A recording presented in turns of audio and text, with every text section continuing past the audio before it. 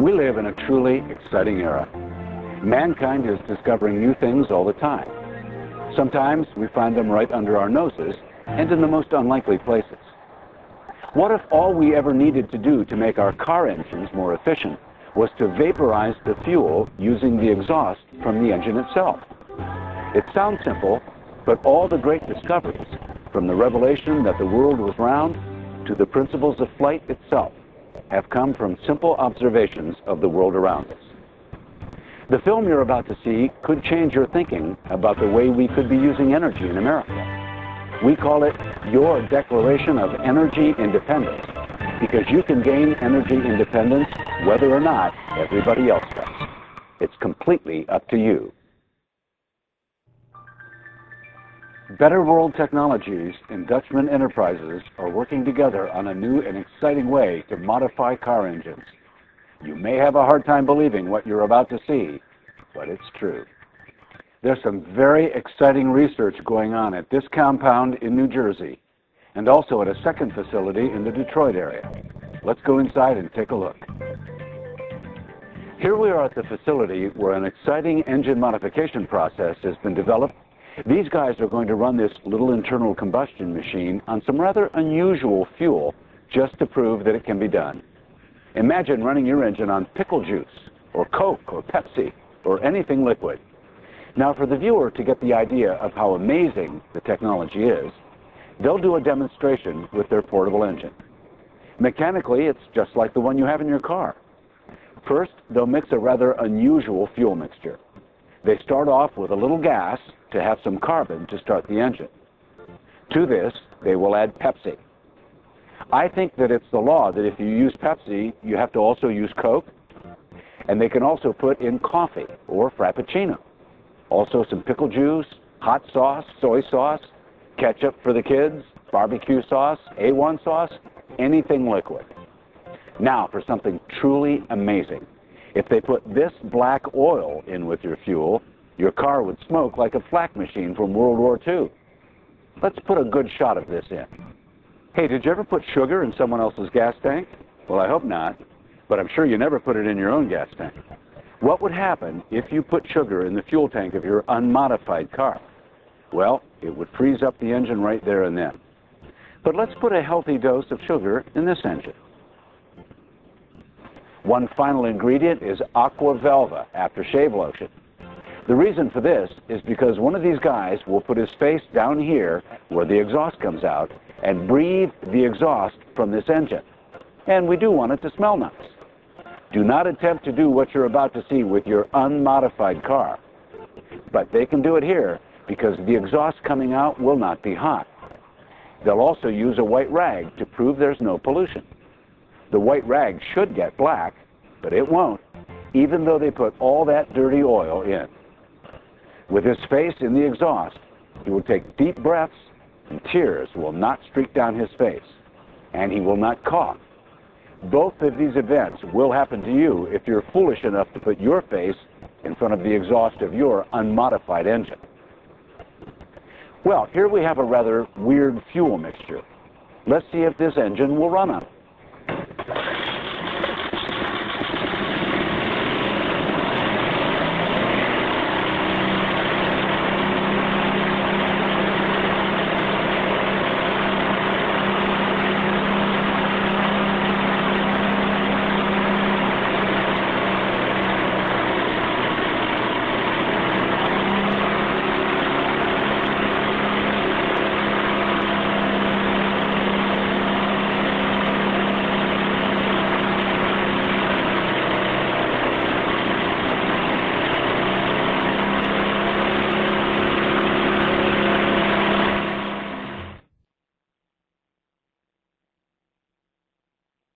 We're going to run a Briggs & Stratton engine that we've modified here, coupled to a generator that's going to run lights over here. We're going to run it on 40% water and 60% gas. This is definitely water. So we're going to do this little demonstration for you.